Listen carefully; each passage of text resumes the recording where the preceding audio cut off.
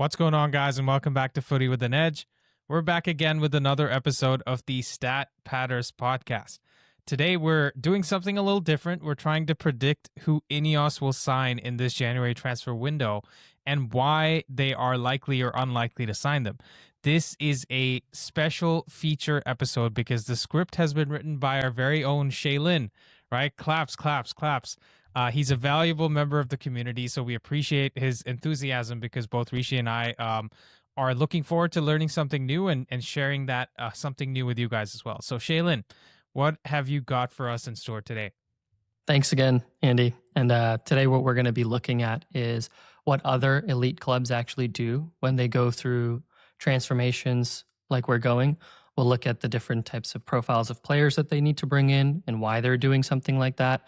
And for the most part, we're trying to track 3 concrete signals to showcase that we're actually on the right path, right? Because it's all about measurable outcomes and not necessarily just fantasy. For me, like the most important part about this episode is getting a sneak peek into how INEOS make decisions because as fans, we have our transfer wish list, but this is like a chance to look at the January transfer window through INEOS's eyes. Yeah, for sure, Rishi. Can't wait to get into the show. But first, Shailin, you have quite a storied history of supporting United because as I recall, the first time you came on stream, as in you showed your face, we were all very jealous of you. So what is it that we were jealous of?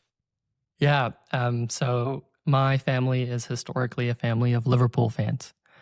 And my uncle decided that he was going to take me to a Liverpool United game. During that time, they didn't necessarily have the covering over the players' tunnel. So as players would walk out, they'd kind of just be exposed right into the stadium's atmosphere from the get-go. And me being 5 years old, they kind of wanted a high five from one of the players. So I had my hand outstretched, waiting to get a high five. Unfortunately for my uncle, the United players were walking down where we were on our side of the tunnel. And the only person that was able to give me a high five at that time was big old Peter Schmeichel.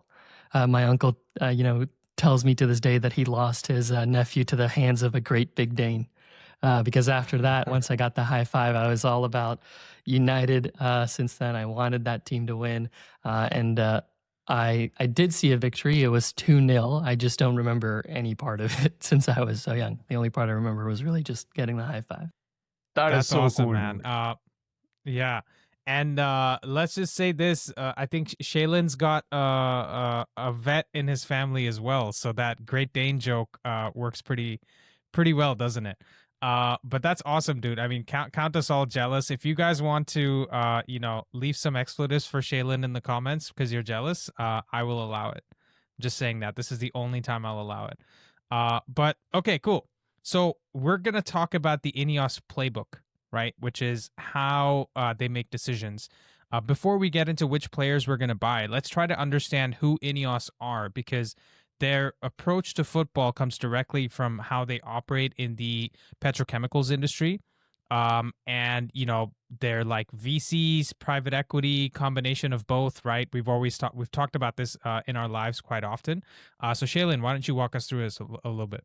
Yeah, sure. So the core INEOS business model is to look at purchasing distressed assets, right? And then what they end up doing is they look to cut costs within those assets, and they have a centralized model of control, meaning out of their 40-person headquarters inside of London, that's how they're ensuring that the operations of the businesses that they, are purchasing work.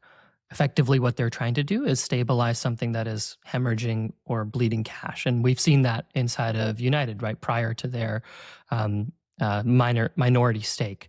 So that playbook is something that can work inside of petrochemicals and more, I'll say, standard industries. But we're here to explore to what extent has that actually worked at United. And so when Ratcliffe first came into the club was losing about 113 million pounds a year. Right. And then the latest accounts that we saw from United itself was that it was 33 million pounds. Right. So that's gone down quite a bit. So financially, they have stopped the bleeding. But, what's left there remains to be seen. Yeah, Shailin, because it sounds promising on the face of it, but honestly, as a fan, like I couldn't give a damn how much money we make or spend. Like the real question is it translating to results on the pitch? Like, are we seeing it on the pitch? So, what does INEOS have to show for that? So we'd have to look at their other sporting ventures, right? Primarily Nice and Lausanne. So inside of Nice, they've had 6 managers in 5 years. There's a lot of fan unrest. In fact, they're actually trying to, fight the players and the managers. And they've also been able in the Europa League to manage a great total of 0 points this season. So it's not looking great on that perspective. And for Lausanne, they've kind of been in this yo-yo type situation, right? They were relegated in their first season of ownership under INEOS, came back, and it hasn't necessarily, I'll say, sparked the brightest of outcomes. And this was one of the primary criticisms of INEOS when they had first came in. For them, football isn't a factory floor, something that they've expected in their previous acquisitions. You can build systems, but the people matter just as much, right? And it's all about trust, leadership, and culture. Yeah, that's super interesting, man, in terms of their track record so far. And I guess that's why the next big calls regarding both Bruno leaving and keeping Mainoo, giving him game time is super important. I feel like these two calls are probably inflection points for how successful we can be as a club moving forward. And if you get them wrong, then we're probably just going to keep moving forward in the wrong direction. So Shailin, maybe we can give the viewers a sneak peek into how INEOS might go about making the decisions with Bruno Fernandes and Kobbie Mainoo. Yeah. So when we look at those two decisions, they're probably going to be the most important that INEOS will need to make over the next 6 months. And I'd say they're more important than who it is that we're bringing inside of the January transfer window, because it really cements a flag in what is their philosophy for not only player development, but also what is their philosophy for the team moving forward from both a cultural standpoint as well. So if we look at what it is that they're going to do with just Mainoo starting off, we really need to ask the question of whether or not INEOS has a coherent player development philosophy, and whether or not that's actually even been communicated to Kobbie Mainoo himself. Yeah, fair enough. And honestly, there's so much noise with this situation, a la Paul Scholes, a la all the other talking heads, that are out there. So what should they actually do? What are their options? Yeah, so there's 3 realistic paths that you can see. The first one is that you keep him close, right? You develop him in-house because you recognize that he's a talented player, but you need to mold him into the shape of your system. And if necessary, you can even adapt the system in order to fit him, right? But I've only ever seen that with Phil Foden and Pep Guardiola, where he's allowed a player to develop and has given a player the time and the license to do so. Yeah, which is an interesting case study because with Foden, I think Guardiola said that he doesn't want him to be tainted by other systems, by other coaches, right? He thought he was that special that he could keep him around. But that, again, is a completely different situation. And we've seen that Amorim will not keep a player, no matter how talented, if he's not good enough for the dressing room. Yeah, but Andy, the thing is, we don't really know what Amorim thinks of Mainoo, right? Because not playing him doesn't mean he doesn't rate him now, or he doesn't rate the player he can become 2 years down the line. Mainoo himself hasn't shown the patience required to bide his time at a top team like United, right? He wants to play now, and honestly, I don't think I can begrudge a player that wants game time because he's got the World Cup that he's looking at. 20 is a crucial age for his development. So I can see the player side too. Right. And I think that's true. So in all honesty, option 1 is likely just going to be off the table when you look at the realities of the player situation and even the realities of where the club is at. So what's option 2? Option 2 is probably a strategic loan somewhere else, right? We look at maybe a club like Napoli, one that has elite coaching, the ability to give a player like Mainoo regular minutes, and an environment that he can actually consistently develop in. We've seen that, right, inside of the last 2 players that we've seen go from our side to Napoli with Scott McTominay and Rasmus Højlund, right? McTominay had a really easy time settling into the dressing room. He loves life inside of Naples. He also has that development environment because he gets the opportunity to be able to learn from a player like Kevin De Bruyne. Right. And Antonio Conte, as we know from his time at Tottenham and at Chelsea, will enforce high standards, similar to what Amorim is expecting, right? He is a disciplinarian, but he'll enforce those standards from both a physical standpoint and also a tactical standpoint as well. Yeah, those are good points, but the risk is that you lose control, right? Because he is going to develop elsewhere, maybe in someone else's image. I guess the same issue that we discussed with Pep and Foden, and just maybe it becomes a more attractive proposition for him long term. Actually, very similar to what Rasmus Højlund has been coming out in the last few days, right? Where they just won the cup with Napoli, and he was like, "What a good decision looks like," or something like that. Was his Instagram caption? Right. And this is where you kind of bring me to option 3 a little bit, which is you sell Kobbie Mainoo, but with a buyback clause, right? You monetize the asset now in the player, and you retain that option to still bring him back into the future, right? And you use those funds that you're getting from him today to purchase those system appropriate players or players that you think will kind of help you get to the next stage in your club's development. And you know what? If Amorim does end up departing inside of the near future and you choose to maybe shift your system or shift the ideology of the team, you can likely bring him back because he would be a strong option inside of a back four, which, you know, we've seen not only Amorim play in a few games, but we've heard from fans that this is kind of a direction that they would like to want to go in. Yeah. Rishi, I want to get your thoughts on how you feel about us having this conversation in general, because it feels like we've gone from looking at Kobbie Mainoo, the star, the guy we build the team around, to being in this position where something feels broken. So give us your thoughts on this. It's a very muddled up situation, right? Because on one side, there's the pride of the player because he's gone to the extent of even trying to engineer a move out of the club.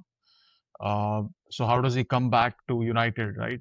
And on the other side, the club has to put a strong foot down and say that, we are not going to stand for players trying to be independent of the club, players trying to have a big, strong voice out in social media and airing their concerns publicly.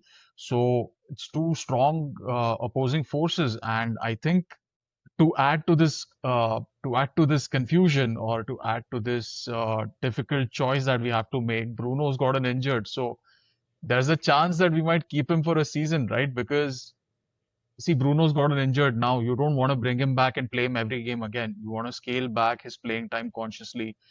So is there a chance that you could get the best of both worlds, kind of sit Kobbie down and tell him that, dude, we are looking at getting you X amount of minutes every week. We've got the FA Cup coming up. You've got minutes there.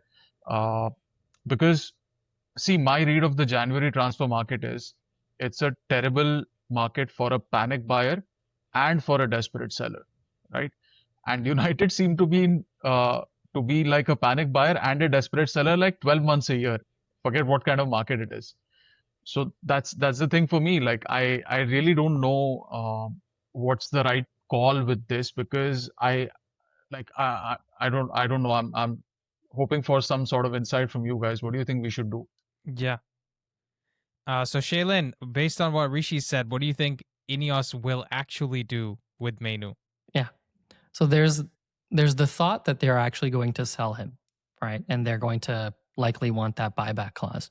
Now, Rishi, I understand the reality of what you had just mentioned, right? We're both a panic buyer and also a desperate seller. However, we saw inside of the summer window, INEOS won't make a decision that they're not necessarily comfortable with from a financial standpoint. And this is true of all sorts of private equity models, right? For them, the cost matters just as much as the asset it is that they're looking to bring in, and if whether or not they even see some sort of tangible future.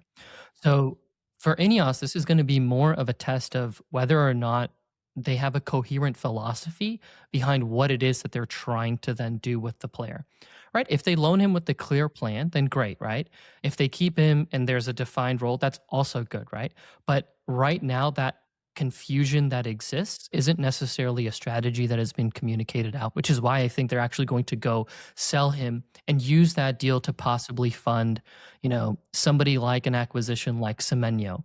Now, will they, look at whether or not they're going to find a replacement for Bruno, maybe at the right price? That's something that they'll definitely look to consider. But we don't know the financial realities of the situation in terms of how much money it is that they've got to spend. So that's also a question mark too. So, guys, under Amorim, Bruno has gone from a free roaming number 10 to a disciplined number 8, being deeper, more structured, with far greater defensive responsibility. Despite that shift, his attacking output has actually increased. More chances per game, most through balls amongst Premier League midfielders, and only Mbappe is ahead of him in terms of chance creation across Europe. What makes it even more remarkable is the sheer defensive output, right? Bruno ranks in the 95th percentile for tackles in the attacking third and 97th percentile for ball recoveries. He has adapted to the role like a duck to water, and yet the club still tells him his future was up to him. And I guess that contradiction is the heart of this discussion. So, Rishi, why is INEOS looking to sell its best player? I guess it's classic private equity behavior, right? Because we've seen in INEOS's playbook, they look at a distressed asset, and when you want to turn around a distressed asset, you might need to liquidate the parts of that asset which you don't believe are core to the long-term vision. You might look at something that will fetch you the most money right now that you can invest otherwise. Right. And that's true inside of the business of sport when you're looking to move on your star player. When that's actually done properly, it's seen as a smart and a strategic decision. We saw it when Liverpool decided to move on Philippe Coutinho. It allowed them to actually sign players like Virgil van Dijk and Alisson, right? Players that are still in the team today, right? Pivotal for both of their Premier League titles and their Champions League win too. Yeah, and Shailin, the Bank of Coutinho was still allowing them to sign players till date, right? Because it's all come from that one sale of Coutinho that all these subsequent multi-million pound, 100 million pound footballers have been signed. So to be fair to Liverpool, it's not just the two titles and the Champions League. They've also had two Champions League final appearances where uh, Madrid did a great favor to the rest of the world. Otherwise, we would never hear the end of it from Liverpool fans. They've also had two really close title dogfights with Man City. So Man City also doing the world some favors. Rishi, can I just say the Bank of Barcelona is doing more charity than Marcus Rashford's ever done?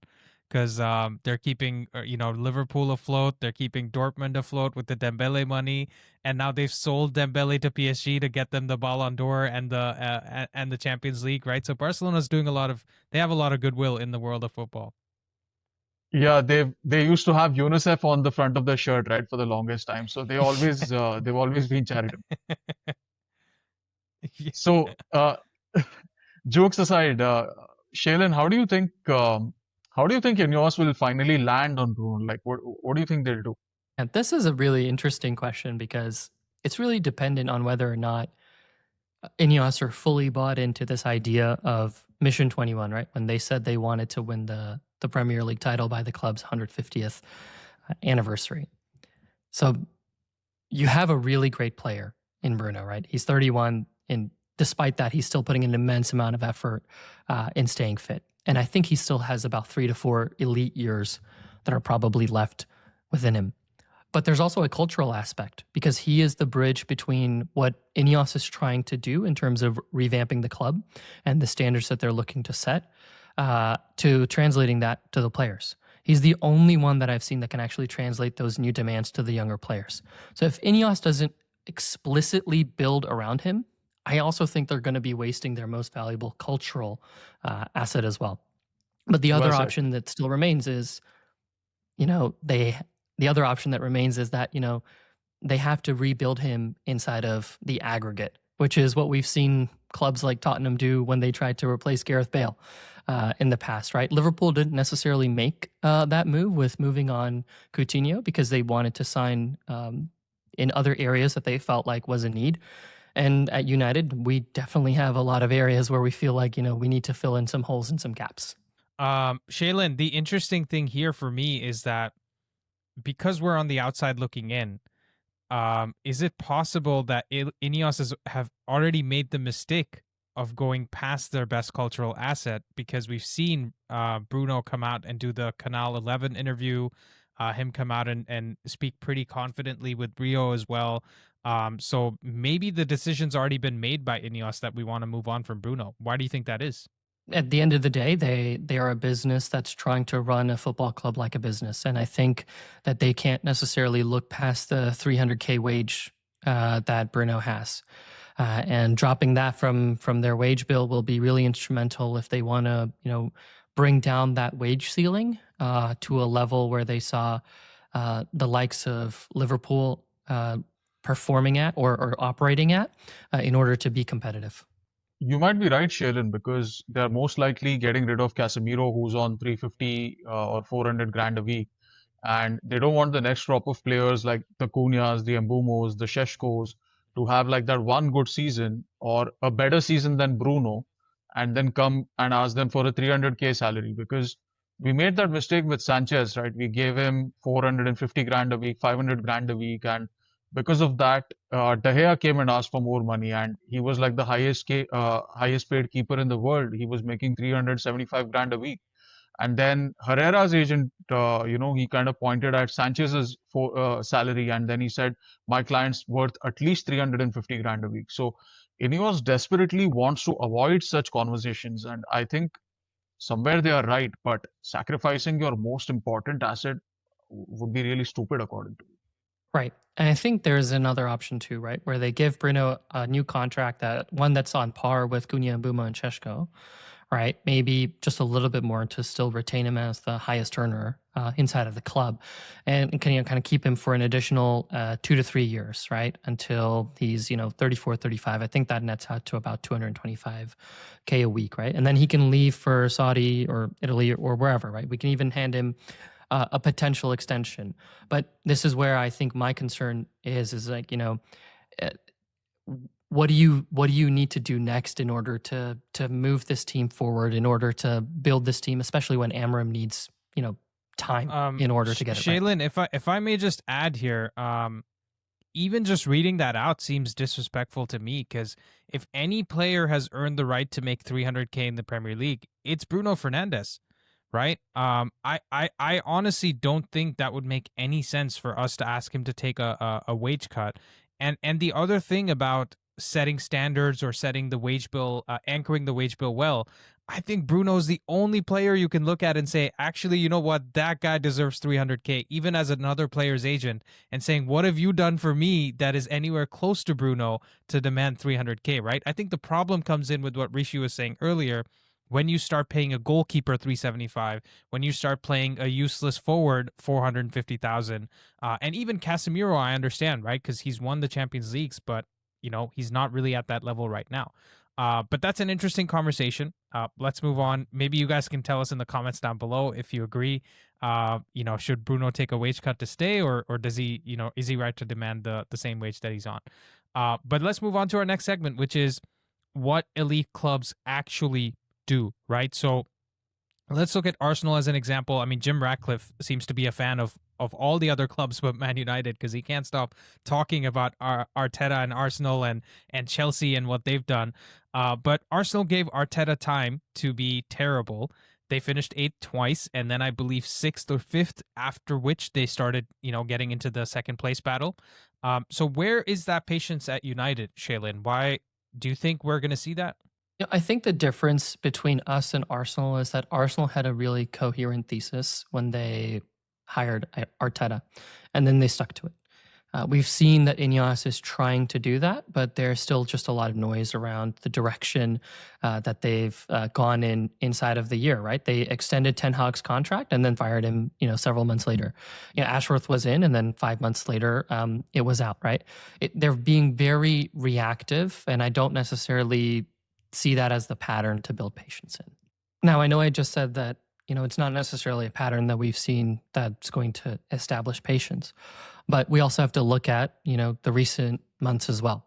Sir Jim gave Amorim backing after the Brentford game, right, where we really thought that his job was going to be in danger. And I think that public show really catapulted United's form into the best form that we've seen this season, right? 5 games unbeaten, 11 points, 2 massive victories, one at Liverpool at Anfield, and then also the other one against Brighton as well. Yeah, and I think that was one of the most important things that Sir Jim has done in his ownership of United, because that was a point at which the media was really hounding Ineos to sack Amorim, right? There were murmurs of players not being happy. We don't know if it's true or if it's just media speculation. The pundits, the talking heads, everyone was at it. And the big dog just coming out and barking at everyone and just, driving them away and letting us be in peace, like giving his backing to Amorim and saying that I think he's the man, he needs at least 3 years. That really calmed the waters, and you need that, right? Like even if there's signs of mutiny within the squad, right? What we've done is we've always replaced the manager. We've done the easy thing. We've paid him 10 million and we've got rid of him and we brought in the new one. Like the average tenure of a manager at United is less than 3 years, whereas the average player sees out at least 4 years of his contract, right? We've had players who were not good enough for us. Eric Bailly, Lindelof, they've stayed for 6, 7, 8 years, right? Even now, you would make an argument that someone like a Maguire should not have even been here in the club for so long. He should have already been sold 2 or 3 seasons back, but he's still here. So just coming and letting everyone know that most of you are out of contract in 2026 or 27, and Amorim's going to be here longer than you guys. That kind of, it also brings that reassurance to the fans, right? That you don't have to go through this whole turmoil and this whole pain of, trying to see what the new manager is like or having to go through another rebuild. So I think their INEOS's, way of working and, their actions in that matter, they were spot on. I was really happy with the way the whole thing was handled around the Brentford game. So Shailin, we've talked about the Arsenal model. Let's talk about the City model in terms of how they go about their structure, their development of players. If we look at what it is that they tend to do, is that they care less about the money that they're looking to spend, but rather that they're ensuring that there's quick turnover inside of the squad to ensure that the manager always has the right set of players that it is they're looking for. And who's headlining that? It's their CEO, Soriano. Right, I think he is at the core of that model because of his genuine football expertise. Yeah, and I think United tried to copy that whole City model by bringing in Barada, right? He was COO of football operations in the City Football Group, and he was next in line to become CEO, but he wasn't really seeing that position open for him in the near future. And INEOS just saw a market opportunity. They pounced and they tried to bring in Barada. And he brings with him not just expertise from City, but I believe he goes back with Soriano all the way to Barcelona in their heydays. Like he was with them back when they won the sextuple and, all those days where he was in the marketing department, then slowly moved on the football hierarchy. And guys, the other thing coming back to private equity is this happens a lot in Fortune 500 companies, in large organizations where somebody might be in manufacturing somewhere at a completely different vertical and just get hired because of their expertise in turning around a distressed business, in building a strong legacy with something. And quite often this happens, even though Barada wasn't CEO at City. It's the guy below the guy that does a lot of the actual groundwork, the legwork, right? So the expertise in the operations is held by that guy because he's supposed to be doing a lot of the effort, putting in a lot of the 100-hour weeks or whatever you want to call it. So Shailin, what would you rate Barada in terms of his expertise? I think I'd rate him 8 out of 10. And it's not necessarily just the ability for him to be able to operate our football club in a smart way, but it's also him looking to leverage the relationships that he has access to, and also the relationships that he has himself as well. So if you look at what City did early on, is that they established a data infrastructure over the years and over time, because this is something that Soriano went in and recognized this is not a core component or a core competency of what City was doing in the past, and was looking to then build that up, right? And that's equally as important as not only what you're seeing on the pitch, right, is being able to identify where are the key areas that you're seeing your football failing and that you need to kind of come in and reinforce, right? They built one of the most sophisticated analytics operations specifically for their use case, right? And that's what we've seen us trying to do as well, right? United just brought in Michael Sansoni. He was the analytics director for the data department for the Mercedes F1 team. Now, this isn't a relationship that Barada has himself, right? But he has that relationship with Sir Jim, and INEOS is a part owner of that F1 team. So he's looking to leverage these things in a smart way. So that's just to say that, I think I'd probably rate him as an 8 out of 10. My only concern is that, we necessarily haven't seen him navigate through some of these complex situations that we were talking about earlier enough, and how he's handled them. And that's just a facet of time, right? We could see that, in the long term, he's handled them well. And that probably, brings him up to a 9 out of 10, or maybe even a 10 out of 10, right? But that acquisition of Sansoni is a really smart one. It's one that I think will work really well, because we've gone from apparently a data department in the last century to among the top 4 in less than a year since he's come in. And we're hoping that we can see the fruits of that work in the January transfer window.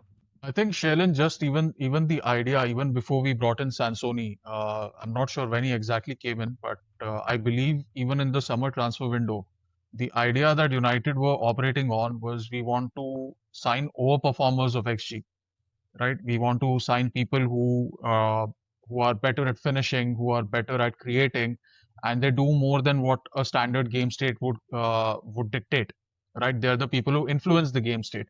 And we saw that with Sheshko, Cunha, Mbumo, all overperformers of XG. Even Lomans, for that matter, he's an overperformer in his XGA. Like, he saves more shots than the average goalie concedes from similar situations. So that's like a theory, and that's like an operating principle, I believe, is coming from the very top. And like, I'm very happy with the way that aspect of the ownership is moving forward, looking at overperformers.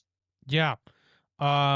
That's fair, Rishi, but I'm hearing a lot of positive lip service, a lot of the right models, new CEO, new data team. How the hell are we going to close this 40-point gap that's going to take us from 15th place to first place in 2028? Because they've got some fancy consulting names for it. Project 150, Mission 21. Maybe Tom Cruise can jump off a building and help us get those points, right? But like, how are we actually going to get there? This is a really good point that you mentioned, that the how do you actually do this, right? And this is what they're going to get tested on. So what I've done is I actually made my own model. Right? It's a simple model, but I've made my own model to see, how much of a chance do we actually have, this idea of closing a 40 point gap. And I'll be honest, right? I looked at specific cases in terms of teams who are inside of turnarounds, all right, or we're going through an ambitious phase. It doesn't necessarily mean that they've needed to be successful. So, for example, I was looking at Liverpool from 2014 to their first title win inside of 2020. Arsenal as well, right? And Newcastle, who have those aspirations similar to us post their takeover. But I also included clubs like, Everton and Nice, right? Nice, because it historically grounds us into what have we seen INEOS do. And Everton, because we're looking at, when somebody is simply just trying to throw money at the problem, kind of how does that actually work? And all that to say, we have a 4% chance maybe to win the title in 2027-28 of actually accomplishing Mission 50, at least. So Okay. that's 1 in 25. I have Yes. a lot of questions, Shailin, because this is Footy with an Edge and the Stat Padders podcast, and we love to go deep on such topics. So I'm fascinated, dude. Can you explain this model that you have?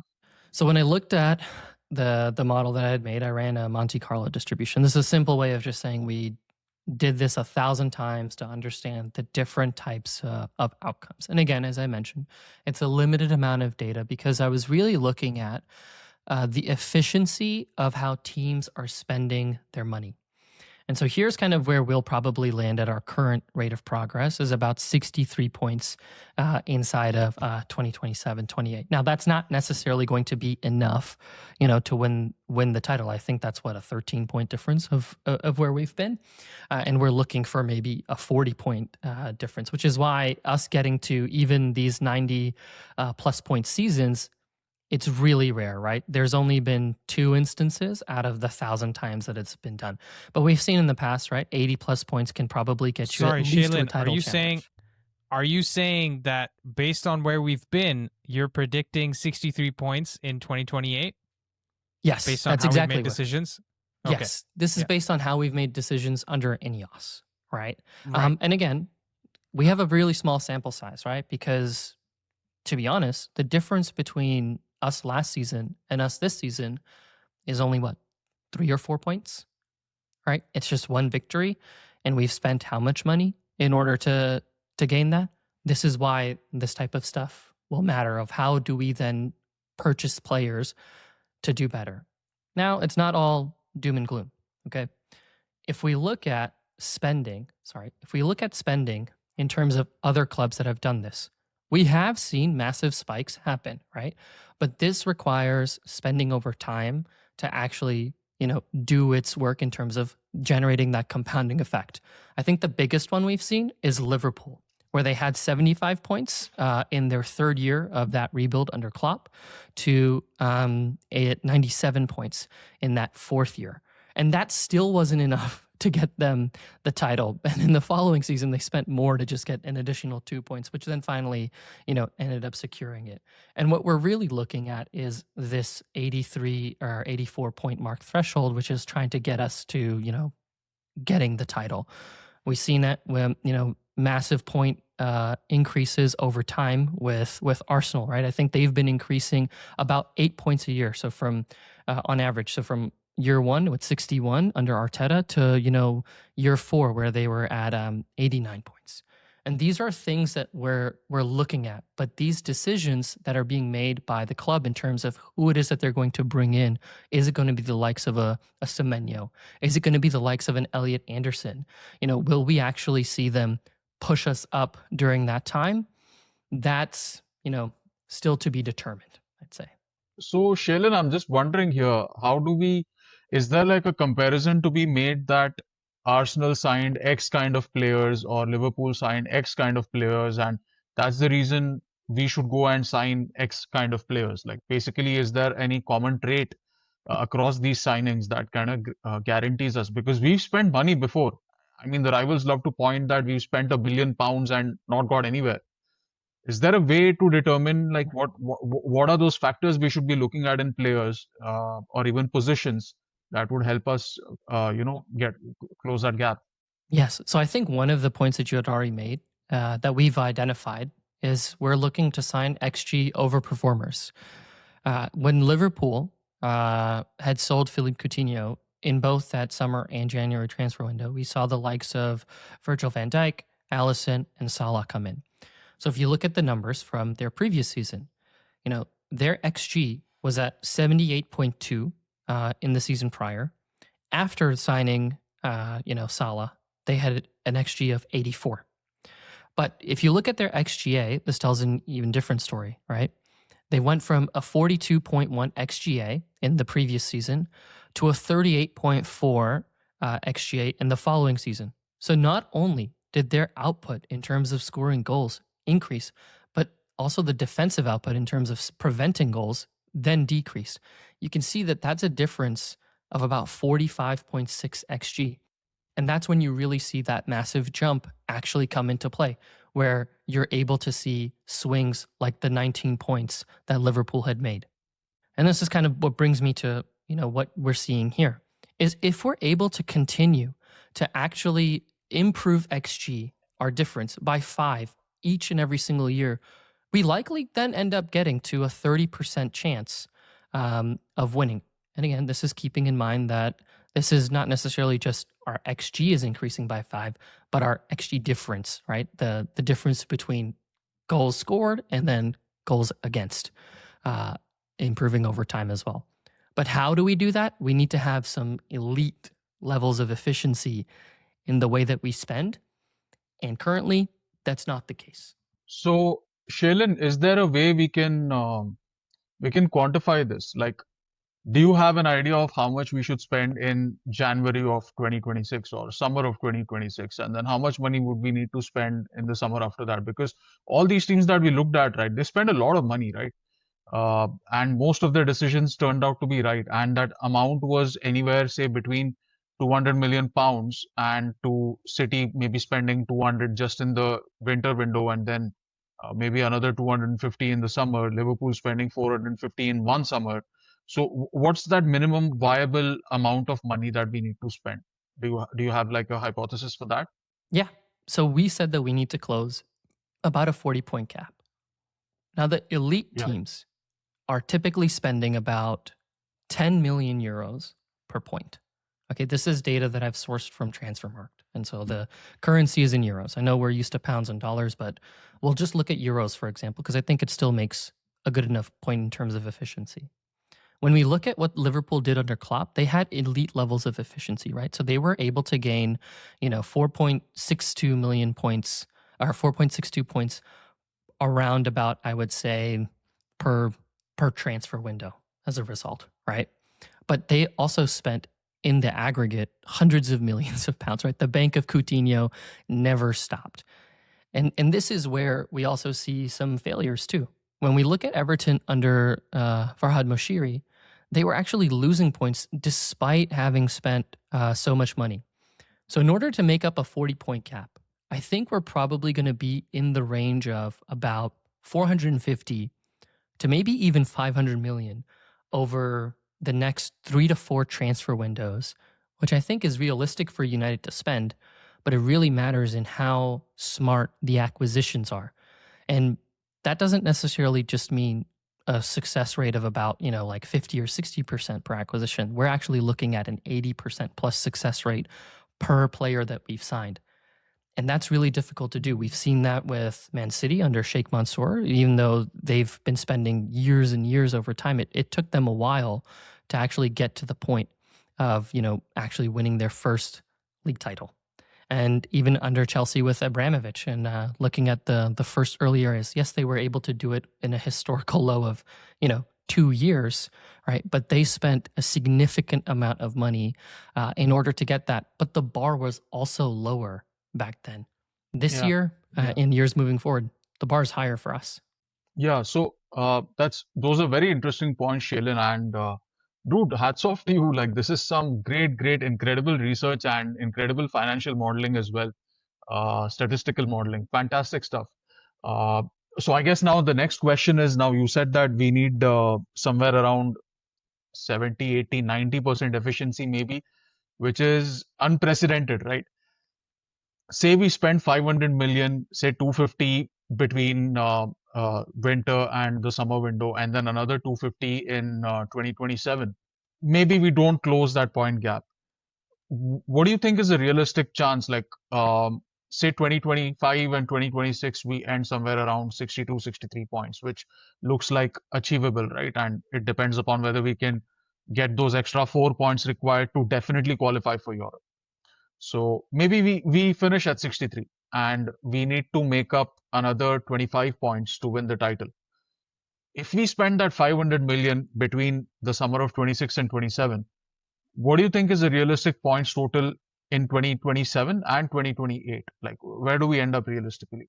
I think this is where it's a little bit looking at it season by season might not necessarily give us the whole story, right? You also have to look at it in terms of, over time, the aggregate of the players that you're looking to get. Arsenal, I would say, even though they've spent so much money, on average, they're improving about 8 points a year, which is good, right? It's not totally terrible, but it's also been 5 years under Arteta, and it took Liverpool about 4 years before they actually won the title under Klopp, but then 7 years for his actual project to reach some sort of fruition. So even if we spend 500 million, can we make up the 25-point gap? Maybe, and it really depends on who it is that we're bringing in. So we have to look at different positions. And the positions that we need to look at are the forward line. I know we've gotten Mbumo and Cunha and Šeško, but we also need to have competition in that area. Who do we bring in there? We also need to look at our midfield, right? Because we still have to consider the exits that will continue to happen within our club. And so there are players that, we've mentioned on the channel before in the streams, but like Lamine Camara, Ederson.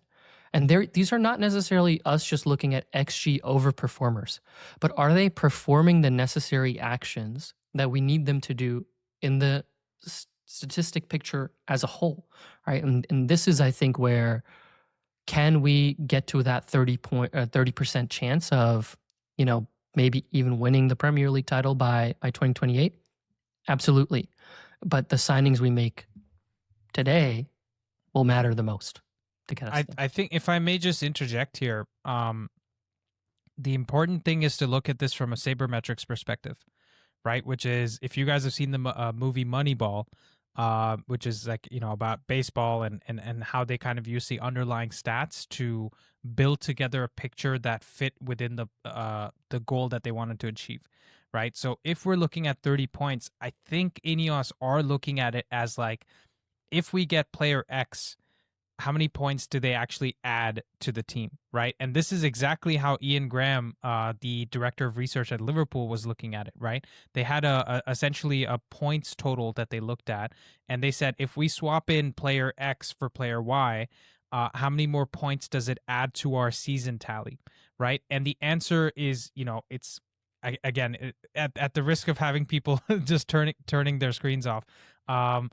the way you look at it is essentially holding all else equal. If I change one variable, what impact does that have on the team, right? So for example, someone like Mo Salah probably adds 20 points to the team, given that Van Dijk and Alisson are already in the team, right? So that's how you have to look at it. So adding just a Kamara or an Ederson may not give us that massive delta in terms of points, but adding Kamara on top of an Ederson, on top of a Semenyo, on top of another player might give us the biggest delta, right? So that's how we need to look at it, or that's how at least I think INEOS is looking at it. That would make sense. Yeah, and that's true historically of what it is that they've done, right? They revamped the entire front three because they know if you only replace Højlund with Šeško, are you actually going to get the best output from that striker, or are you then putting him in the poorest position from what we saw inside of Højlund? Like, does he then become Højlund 2.0? So you're right. Compounding the money over time will definitely yield the results, but where it is that we're spending it is probably going to be the next step for us, I'd say. Yeah, for sure. So guys, if you've been watching so far, smash a like, because this is some fantastic analysis. I haven't seen an athletic podcast do this, a TIFO podcast do this, right? There's people with lots more resources and time that are not putting out content like this. So smash a like for Shailin, big up Shailin, and also get in the comments below with who you think will be the biggest difference makers in terms of signings that we'll go for, right? We've already talked about Lamine Camara, Ederson, Semenyo. These are some players that we think can work. You let us know what your thoughts are on those players. But if we're going to go further, Shailin, and just talk about 3 signals that we can look at that will really tell us across a 3-year horizon on where the success is, right? Almost like a benchmark for, are we there yet? If in a way, right? What are the things that we could look at? So I would say the first signal we're probably going to want to look at is player development. And we need to understand that by 2028, is there a clear academy to first team pathway? So Rishi, what are the players that excite you the most inside of our youth academy today?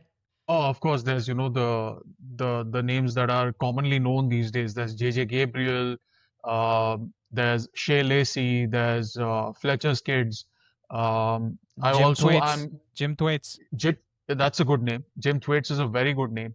I'm also very excited about Gabriel Bianchieri, because that kid is one of the coldest finishers that I've seen in the longest time. And he's quick, he's good in tight spaces. I think he's someone that we can look at fast tracking probably in this season, or maybe he goes on tour in the summer and then he gets minutes in the next season. Yeah. And why are we looking at those kids in the first place, right? Because we had just mentioned earlier, there are statistics inside of the aggregate that we're looking to also overcome. You can't just necessarily assume that you're buying your players every single year, right? You have to also invest in what's already there, right? So that's a really big, I'll say, signal for me to track is, that pathway. The second signal that I'm going to look at is that efficiency I had just mentioned. Elite teams, right? They are typically spending the 1 point per 10 million euros, right? That's what they're looking to gain inside of every window. It doesn't mean that we need to have that, in the January transfer window and also inside of the summer window and then the subsequent January. No, we could have a few average windows too, right? Because we just mentioned that, this type of stuff can compound over a couple of windows. But that's the other signal I'd look to track is in order to showcase real progress. And then the last one is really holding the club accountable. And are they actually keeping themselves accountable as well, right? They mentioned Mission 21. We really haven't heard of it since then. These are experiments, I'd say, that the club is looking to make, but we have to make sure that they don't fail even in their own experiment. But how do we progress to that point? By the end of this season, are we inside of Europe, right? By next season, are we inside of the Champions League? At the absolute minimum, we have to be in the Champions League, not only from a financial perspective, but also from a progress perspective. And then in 2028, are we actually genuinely competing for the title? We might not win it, but are we even in the conversation in the first place, right? That in 3 years, that's when we'll know whether or not the experiment has worked. It's really interesting you say that because we are holding INEOS responsible for this to know whether the experiment is successful or not. My question to you, Shailin, is what do you think can and should happen to Amorim if we don't achieve these metrics, right? Because I mean, we can't get rid of INEOS, right? They own the club. We've tried to get rid of the Glazers. We've been unsuccessful for 20 years, and INEOS have come into the mix. So we're kind of stuck with them. And if they deem or if the pressure mounts to a point where, we are not consistent, and unlike Arsenal, who've been constantly, second, and they'll probably finish in the top four in the next 3 or 4 years too. If we go like fourth one season, sixth the next season, second, and then maybe sixth again, and we're inconsistent, what do you think will happen to Amorim? I don't believe he's going to stay around then. Only because they will want to hold themselves to as high of a standard that we are looking to hold them to. Why have they supported Amorim to this date? Because they recognize the current situation that the club is in. So if we don't achieve the metrics, and despite all of the support that we've given him, and if we take into consideration they're doing the right things in terms of player ID, in terms of ensuring that they're getting the best players, his job as a coach is to ensure that those players, at least at a baseline, perform to that level of expectation. And where he'll really earn the next contract is if they're actually overperforming from what it is that we've expected them. So, to put it bluntly, if Amorim doesn't achieve these goals, or if INEOS doesn't achieve these goals, I don't believe he's going to stay around. Another follow-up question here, just because we on this topic of what will happen to Amorim, we've seen in the current season that Amorim's not really been backed, right? Because he desperately needed wing backs, he needed midfielders, he needed forwards, and he needed a goalkeeper. Like the club was desperate for like open heart surgery, as Rangnick famously put it. And we just provided him with like 1/3 of that piece, where we supplemented the squad with the high quality attackers. And if you look at the underlying numbers, which we've spoken about a lot on this channel, the numbers are there, but we are always underperforming. Like we're 17 games into the season, and we are underperforming the XG by 4 goals. We are underperforming the XGA also by 4 goals or 4.5 goals, right? So we have a goal difference of 3, but actually the goal difference should be 11 or 12, and that puts us on par with Chelsea, who scored 6 goals fewer than us, right? For all intents and purposes, we should be third in the league. So what happens if you said that they should be overperforming from where they're supposed to? Otherwise, Amorim's gone. But we're seeing that the system's working, and in that specific instance where we keep putting up the underlying numbers are there, but the players are not there, do you think INEOS is objective enough to say that we have failed the coach? Or they're reactive and they say that the coach has failed? No, I think that's what they're saying right now today. But, you'd asked me by the end of 2028 if whether or not that was still going to be the case, right? I feel I'm making the assumption that INEOS will continue to do right by the coach and continue to make the acquisitions that they need to from a player perspective in order to get there. So, we can explain today why we're underperforming our current metrics. And I think it's an explanation that's palatable for INEOS as well, which is why they're continuing to show support. It's not like as if the system has been poor. But the other part that we also have to keep in consideration, there is a financial reality to the football club if they continue to underperform. If we don't get into Europe, we're missing out on potentially 100 million pounds in additional revenue that we can then gain. The other point that there is as well is we're not necessarily the commercial powerhouse that we used to be either. So that's why performance on the pitch matters significantly. When City first came in, we were the model that they were looking to adopt from a commercial perspective. Now we're not even in the conversation. Why? Because we haven't necessarily won the trophies that they have. So there is a significant financial pressure that INEOS is also facing to ensure that Amorim will be successful on the pitch. But you just mentioned it. We've only signed a third of that component in order to kind of get him there. They will continue to invest, and I think we've seen that from the club historically as well, that they will spend money on managers when they first come in. And maybe that's actually something good enough for us to track too as a potential signal. Are they continuing to support Amorim by spending money as well, and not necessarily just looking at it from a net spend point of view? Right. It's very interesting stuff, Shailin, and I just want to get one final thing in from you on this topic of INEOS backing the manager. Andy and I did this episode of the Stat Paradise podcast called The Sins of 2023. It was a two-parter, and the fan base, whatever we've suffered because of that one transfer window, we theorize that it will take up to 5 years to get rid of those sins, or we'll keep paying for those sins right up to 2028, because that's when some of the bad contracts expire, right? Like Rashford's contract expires in 2028. Onana's contract expires in 2028. I don't think anyone's paying a transfer fee for those players when they know that United will be happy to let them go on loan. So do those things factor into INEOS's decision making when they're looking at the lay of the land at the end of a season? You know, when they first bought the club, the analysis that I've done, I'm sure they've had somebody else perform as well. It just likely wasn't made public at the time. Yeah. I'm sure they've definitely considered, your sins of 2023 as well before the video was even released.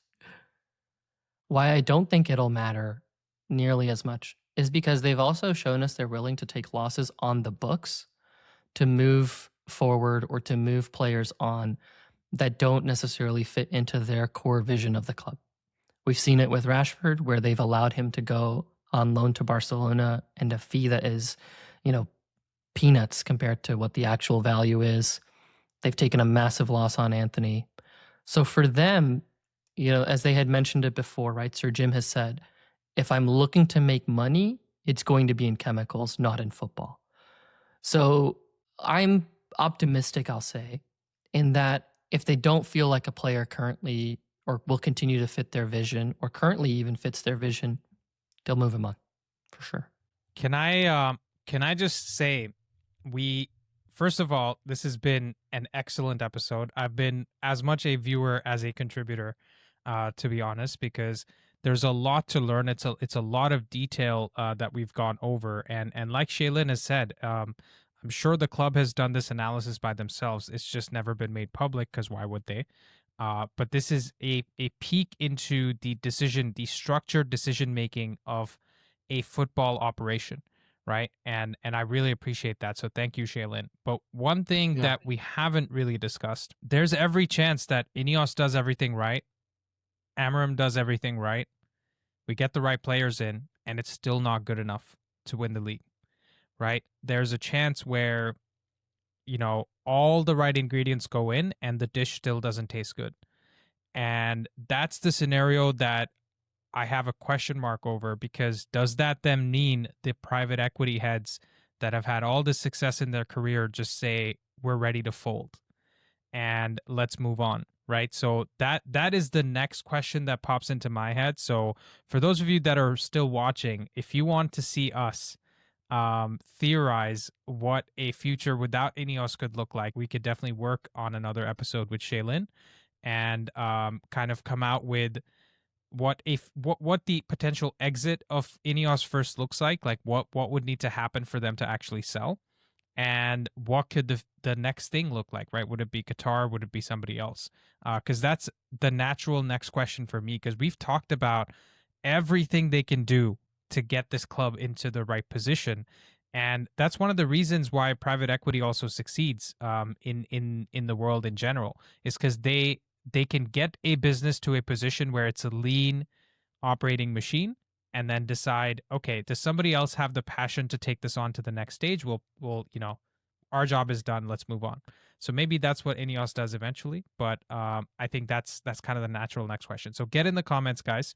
Tell us what your signal is for whether INEOS is currently succeeding, who we're going to sign, what we're actually watching for. And listen, Mission 2028 runs through 2028.